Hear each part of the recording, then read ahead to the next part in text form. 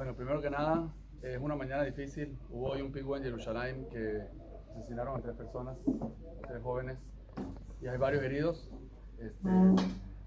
Y son momentos que a mí por lo menos me quiebran, honestamente. Y de una manera u otra nos afecta a todos. Fuera de la situación que estamos, en general, guerra, ver este tipo de cosas, yo me niego a normalizarlo en mi corazón y en mi mente. Y creo que si somos el principal concepto de la ahdut, de la hermandad, de la unidad, es que también cuando algo así sucede, entender que eso también nos está pasando a nosotros y es un luto que ocurre cada uno de nosotros. Y solamente Hashem, Borei Olam, se va a apiadar de nosotros en esta situación. Que sea refuah shelema de los heridos de este ataque. Quiero agradecer aquí a Rabbi Jacob por la invitación. Para mí es un grandísimo honor. Tengo el más alto respeto por Jacob y por cada uno de los que están sentados aquí y este proyecto del Beit Midrash Latino, que por lo menos de invitado, formar parte es un gran honor, y lejazek y fortalecer y realmente expresar mi respeto a cada uno de los que está aquí día a día estudiando, que Besat Hashem estamos haciendo un papel importantísimo dentro de Am Israel, cada uno con sus tiempos, con los trabajos, los abrejim. Cada uno que está aquí, Besat Hashem, somos héroes y parte importantísima de Am Israel, y Hazakim Urujim por eso. Yo quiero hablar de un tema que a lo mejor puede sonar un poco trillado a veces, pero que siempre toma, digamos, aspectos y facetas diferentes. Y es el tema de la identidad. ¿Ok? Es el concepto de identidad. ¿Qué significa identidad? ¿Qué significa sentirse identificado, sentirse representado por algún tipo de elemento? Es simple el concepto, ¿verdad? Tú tienes un documento de identidad. ¿Qué es un documento de identidad? Es un documento donde se reflejan algunos detalles o algunas particularidades tuyas, fecha de nacimiento, tu nombre, tu apellido, etcétera, donde se sabe diferenciar quién eres tú. Se sabe diferenciar quién eres tú a diferencia de otros. Tienes un número diferente, tienes un nombre diferente, tienes una foto, tienes una huella, tienes elementos que te hacen diferente, ¿sí? Y este concepto de la identidad realmente es en gran medida la base de toda nuestra Avodat Hashem, de todo nuestro servicio a Hashem, de todo lo que uno hace en Tikkun Amidot o en lo que uno busca superarse en la vida. Si el piso básico de tu identidad no está claro, estás construyendo sobre fragilidad, estás construyendo un edificio que no va a poder levantarse porque no hay una claridad de quién eres tú primero que nada. ¿Dónde estás? ¿Cuál es tu identidad? ¿Quién eres? Yo creo que también todo lo que está pasando en esta época está despertando el concepto y la claridad, o está recordándonos en muchos casos, o despertándonos en muchos casos, a comprender y a conectarnos con esa identidad. Y cuando me refiero a la identidad, me refiero a la identidad de Israel como pueblo y la identidad de cada uno de nosotros como individuos. Y acá se genera realmente un dilema, aparente dilema, que es el klal contra el prat, el colectivo contra el individual, porque hay una identidad de un pueblo, hay una identidad, si quiere, también de la humanidad, pero si lo llevamos a lo que es el pueblo de Israel, hay una identidad de lo que es el pueblo de Israel, lo que te diferencia dentro de las naciones del mundo, y por otro lado estás tú como individuo dentro de Israel. Y muchas veces ocurre que uno se va para uno y deja el otro. O sea, anula su identidad individual o su conciencia de su diferenciación personal. La anula un poco, la baja, la menosprecia, porque se entrega y se anula frente al klal. Y por otro lado, ocurre lo contrario, que una persona se enfoca tanto en sí mismo y en que él es el centro de todo y él está en el centro de todo, que se olvida que él pertenece a un colectivo. Entonces, ¿cómo encontrar ese sweet spot, ese lugar, ese equilibrio perfecto entre mí y mi conciencia, mi claridad de quién soy yo, cuál es mi propósito, qué tengo que hacer, frente a lo que es mi parte, que yo soy parte de un todo también? Esto, no sé si lo han visto en las noticias, que hoy ha sido, bueno, por lo menos esta semana, que hubo negociación para liberar rehenes, fue un elemento, un dilema tremendo. Y hubo, dentro de las familias de rehenes, hubo una gran división. Hubo personas que dijeron, yo quiero a mi hijo, o a mi hermana, o a mi papá, Akshav, ahora, aquí, ya. No me importa el precio que tengan que pagar, no me importa qué pase con los soldados que están ahí, no me importa qué pase con la guerra, yo quiero la liberación ahora. Y hay otro grupo, y no sé, en números no sé quién es mayor que quién. Puede ser que el de Akshav es más ruidoso, puede ser. Pero el otro grupo dice, no, sacrifico. Y escuché, me imagino que todos hemos escuchado, Personas que están dispuestos a sacrificar el ver a sus familiares liberados o el que estén ahí corriendo mucho riesgo porque entienden, según su visión, que eso es el bien para todo. Que si yo ahorita saco a uno, estoy sacrificando a todos, estoy sacrificando la seguridad de todo Israel, estoy sacrificando la continuación de la guerra y por lo tanto estoy dispuesto a sacrificar mi libertad individual para poder beneficiar a la de todos y para no poner en riesgo la de todos. Un dilema tremendo y existe. Este mismo dilema, ¿a quién conocemos nosotros en la Torah que pidió Achshav? Esav pidió Haliteni nami adom adom de Achshav. Yo quiero ahora, no quiero esperar, no quiero tiempo, no quiero paciencia, no tengo una visión larga, yo quiero ahora. ¿Para qué quiero la mejora? Yo ahora quiero esto. Ahora estoy cansado, quiero comer ahora ya. Y realmente es el equilibrio y es la diferencia grande que hay entre Esav y Jacob. Hablando de identidad y hablando de Esav y Jacob, ojo, estamos estudiando el Sefer Bereshit, que según nuestros Jajamim es el Sefer Hayashar, es el Sefer Amidot, es el Sefer Yetzirah, es el Sefer donde se forma Am Israel y donde tenemos, más que en cualquier otro libro de la Torah, personalidades que estudiar. No hay mitzvot, no hay alajot que se estudian del Sefer Bereshit, que se estudian personas, se estudian midot, se estudian cualidades de los grandes líderes, de los grandes Avot HaKadoshim, se estudian acá y estamos ahorita en Parashat Vayishlach, que es la Parashat octava del libro de Bereshit, que tiene 12 parashiyot. Quiere decir que estamos en la segunda mitad. Quiere decir que ya se nos acaba un poquito este set o esta serie de estudio de la personalidad de nuestros Avot HaKadoshim, de nuestros padres. En el caso de Jacob y Esav, y esto quiero tocarlo a propósito de lo que es el individual con el klal, con el colectivo. Si nosotros pensamos, Rivka y Yitzhak, cada uno vino de otro contexto completamente diferente. Como dice Vayater Lo, se le respondió la tefilá a él y no a ella. ¿Sí? ¿Por qué? Y dice Rashi, porque él es Tzadik ben Tzadik y ella es Tzadik ben Rasha. Ahora, siempre surge la pregunta, Rivka se crió en la casa de un Rasha y salió Tzadika. Yitzhak se crió en la casa de un Tzadik y salió Tzadik. Pero ¿qué pasó con Esav y Jacob? Esav y Jacob se quedaron en la casa de los dos Tzadik y salió uno Tzadik y uno Rasha. Y sabemos nosotros, porque dicen Jajamim, que incluso desde que estaba en el vientre de su madre ya tenían esa inclinación. ¿Sí? Dice el Rav Shimshon Refai Hirsch, un concepto impresionante que si no lo escribiera él sería difícil decirlo para nosotros. Él dice que esto es uno de los lugares donde la Torah abre sin censura la crítica a los patriarcas. Dice Rav Shimshon Refai Hirsch que en este lugar es uno de los lugares donde la Torah abre su crítica sin censura a los patriarcas. Lo mismo dice la Barbanel en el Maaseh de Bathsheba y de David y Bathsheba, en Sefer Shmuel, que es una crítica a los patriarcas. Nosotros a veces pensamos que es prohibido criticar a los patriarcas. La Torah viene y critica a los patriarcas. Y dice el Rav Hirsch que la crítica que hace la Torah a los patriarcas no debilita la Torah, sino que fortifica la Torah, fortalece la Torah. Porque la Torah no te va a pintar nunca a un líder como alguien, digamos, invencible o que alguien que es infalible, que no tiene, no, es un ser humano, tiene debilidades, tiene dificultades. Y dice el Rav Hirsch, ¿cómo es esto que Yitzhak ohevet Esav, ohevet Jacob? Que Yitzhak no se daba cuenta de quién era Esav. Y hay quien dice que Yitzhak simplemente tenía esperanza en que él va a la Zorbichuvá. Pero Esav, está dicho que Tzait Bepiv, él es alguien que engaña con su boca, que él sabe engañar con armumiut, con artimañas. Dice el Rav Hirsch que Yitzhak y Rivka cometieron un error. Dado que ellos venían de un contexto diferente, Yitzhak de la casa de un tzadik y Rivka de la casa de un rasha, cometieron un error en la educación de sus hijos.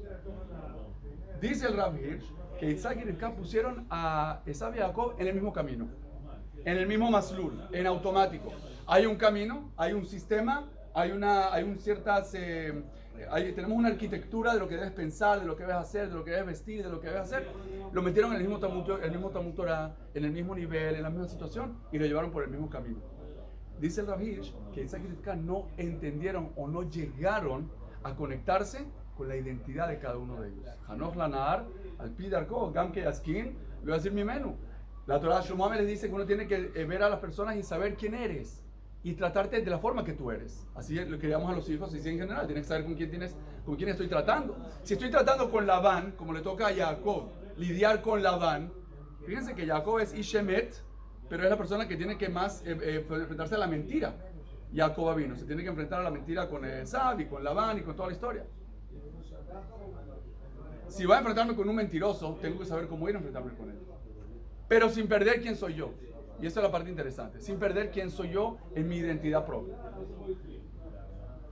vi en uno de los Mahamarim que trae el Yalkut Yosef en el Hot Hanukkah, un sipur de los judíos de Austria.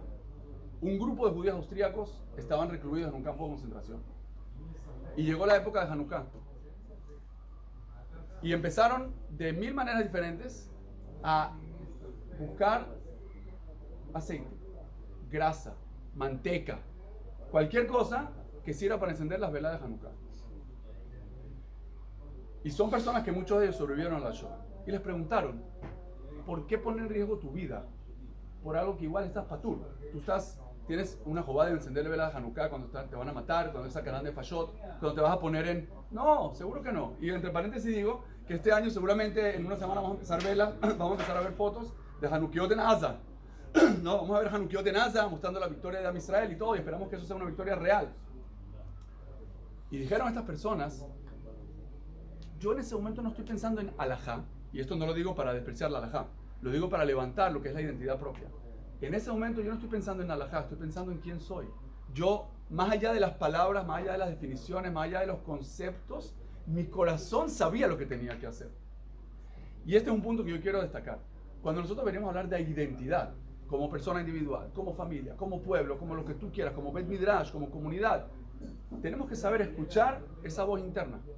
Tenemos que saber escuchar esa voz interna que te hace pensar quién eres. Yo sé que suena trillado, yo sé que suena así, pero no es por nada que las películas de Hollywood, las grandes historias de la literatura y las novelas de literatura van siempre en torno a ese punto de descubrir la transformación que vive una persona, en descubrir su propia identidad, en saber quién es y qué es lo que tiene que lograr en la vida. No por casualidad, este es un tema que atrae tanto a la gente y que cautiva tanto a la gente en todas las formas. Las grandes sagas de literatura o de películas siempre van en torno al punto donde cada personaje va descubriendo, va entendiendo su posición, su misión, su identidad. A propósito de Hanukkah, algo que me llamó muchísimo la atención.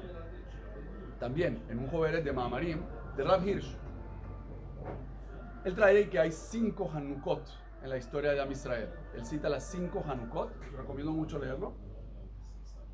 Empezando por la primera Hanukkah, que es la inauguración del Mishkan.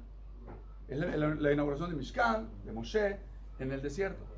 La segunda es la Hanukkah del Beit HaMikdash HaRishon, que construyó Shlomo HaMelech. La tercera es la Hanukkah del segundo Beit HaMikdash, que construyeron Ezra Sofer y Nehemiah, y con el apoyo de los persas, porque en ese momento Israel no era independiente, construyeron el segundo Beit HaMikdash. Y luego la Hanukkah intermedia del segundo Beit HaMikdash, que es la de Yehudá y de los Maccabim. Y la quinta es la Hanukkah Leatid Labo. Ahora, no voy a entrar en todo lo que es los Mamarim, pero sí lo recomiendo mucho. Ahora, un punto interesantísimo sobre Hanukkah, que ya estamos calentándonos en la onda de Hanukkah y que tiene que ver Hanukkah mucho con identidad. Porque todos estamos acostumbrados a escuchar que Hanukkah no querían destruirnos del cuerpo, sino que querían destruir nuestra identidad, querían helenizarlos, querían asimilar nuestra identidad como pueblo. Ahora, ¿cómo fue eso? Históricamente, ojo, nosotros en Jajamim, por ejemplo, no hay muchas Gemarot sobre Hanukkah. Está la Gemara de Masejet Shabbat, donde habla más que nada de Alajot y poco de la historia. Pero de los libros de Jajamim que hablan de Hanukkah no hay muchos. Está Megilat Antiochus, está el Sefer HaShmonaim y está el libro de Yosifun, de Josephus Flavius. Pero fuera de esos tres no hay tantos, sino como Midrashim un poquito regados. Ahora, ¿qué trae aquí el Rav Hirsch del Sefer HaShmonaim? Muy interesante. La helenización de los griegos no fue a la fuerza, sino hasta un punto de la historia. Y voy a explicar mejor esto. Nosotros sabemos que Alejandro el Grande, Alejandro Magno de Macedonia, conquistó Israel por las buenas, no por la fuerza. Todos conocemos la historia que aparece en la Gemara Masejet Yomá, en Daf Memtet, que Alejandro llega a Israel y se encuentra con el Cohen Gadol Shimon HaTzadik, se conocen, lo ve de los sueños, sabe que él aparece y él le pide, por favor, entra aquí por las paces, entra aquí por las buenas, no vamos a hacer guerra contigo, domina y déjanos vivir.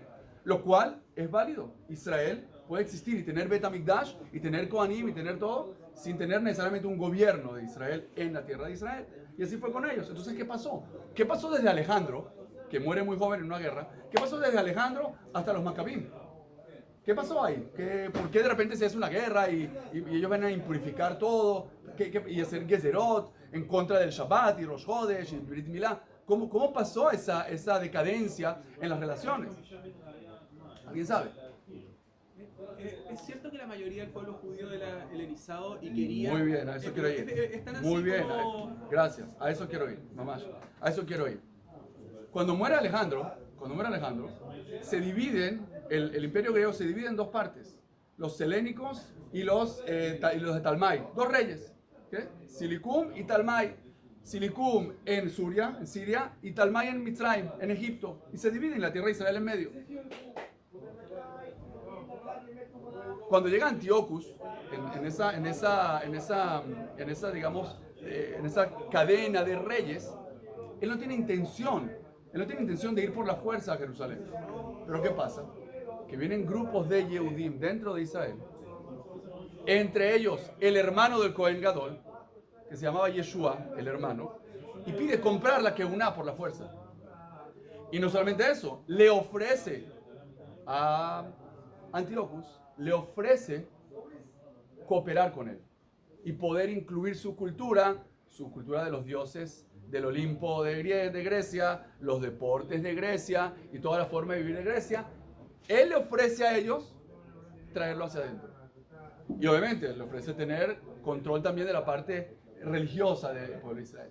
Y gracias a eso entra Antíocus y empieza a conquistar y a helenizar Israel, lo cual con el tiempo se empieza a convertir en algo que ocurre por la fuerza, porque mucha gente se resistía y empezó a ocurrir por la fuerza. Entonces hicieron esas takanot famosas de Shabbat, Milá y Rosh Hodesh, y empieza a ser por la fuerza.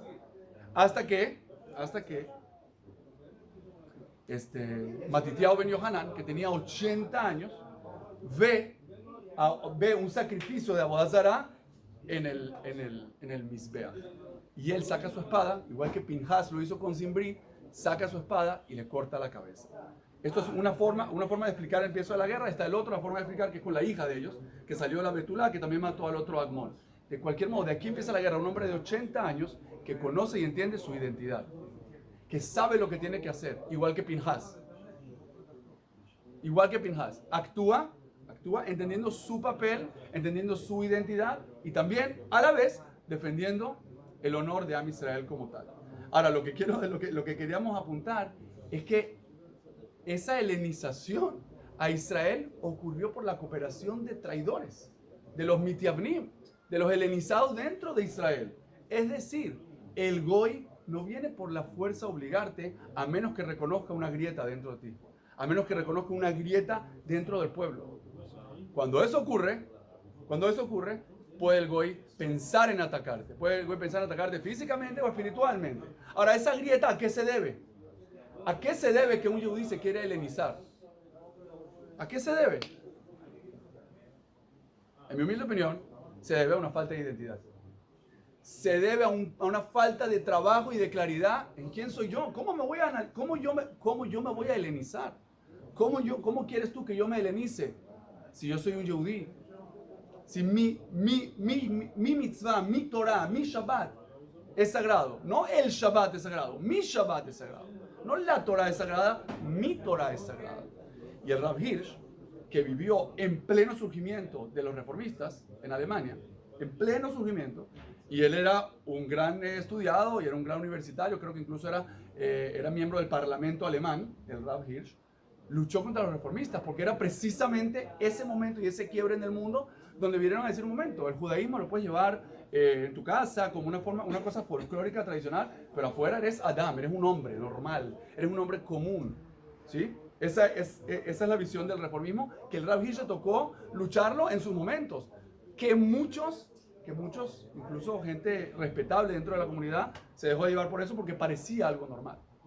Y la gran pregunta, y lo que dice Rav Hirsch, que en todas esas 5 Hanukkot, siempre que vemos ese lugar, ¿qué es un Bet HaMikdash? Que todo el tema de Hanukkah va alrededor de la impurificación del Bet HaMikdash. ¿Qué es el Bet HaMikdash? El Bet HaMikdash es el lugar donde la Shejinah espiritual reposa en el mundo físico. Vazuli Mikdash, Shahati Betoham. Yo quiero reposar en ustedes, y todos sabemos que es reposar no en las piedras, reposar en ustedes como personas. Y es un lugar físico donde de alguna forma se facilita la presencia divina, sea como sea que eso se explique. Dice aquí el Rav Hirsch que en todas las Hanukkot, en todas las inauguraciones que hubo, desde el Mishkan hasta Yehuda Maccabí y la Hanukkah Leatid Labo, lo que nos guardó, lo que nos protegió, lo que nos identificó, no fueron las piedras, no fueron los edificios, no fueron las murallas, no fueron las murallas, fue la Torah, fue el apegamiento a la Torah, fue el apegamiento a las mitzvot. Cuando hay apegamiento a las mitzvot, Am Israel puede avanzar. Eso es algo que es conocido y es sabido, pero aquí empezamos a ver cómo la historia se nota de una forma clarísima.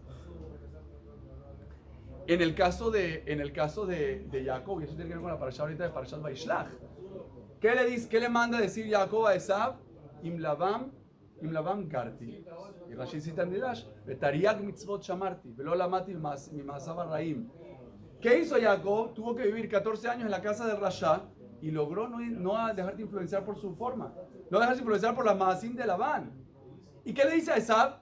Tú, Esav, viviste en la casa de Yitzhak y Rivka. Es verdad lo que dice Rav Hirsch, que a lo mejor Yitzhak y Rivka fallaron en identificarle la naturaleza de Esav, de cómo tenían que educarlo. Puede ser, pero no aprendiste de ellos. Está bien, tus padres quizás no fueron perfectos en eso, pero tú estás viendo la casa de los tzadikim, estás viendo la casa de Abraham, Yitzhak, de Rivka, y te conviertes en un rasha. Yo fui a vivir con el rasha y me pude mantener. ¿Gracias a qué? Gracias a mi Torah. Sin embargo, sabemos también que Jacob no es tonto. No es tonto. Y cuando va a enfrentar a Esav, ¿cómo viene? Con 3. Viene con Dorón. Se preparó con Dorón, Tefilá y Milhamá. Le trajo regalos para apaciguarlo como un acto de sinceridad. Te estoy trayendo un regalo, no de mentira. No porque soy falso ni hipócrita. Te lo estoy dando de verdad un regalo. Pero tengo la espada preparada por si vienes a atacarme. Y quiero dividir mi campamento por si vienes a atacarme. Y a su vez con Tefilá. Siempre confianza en Hashem.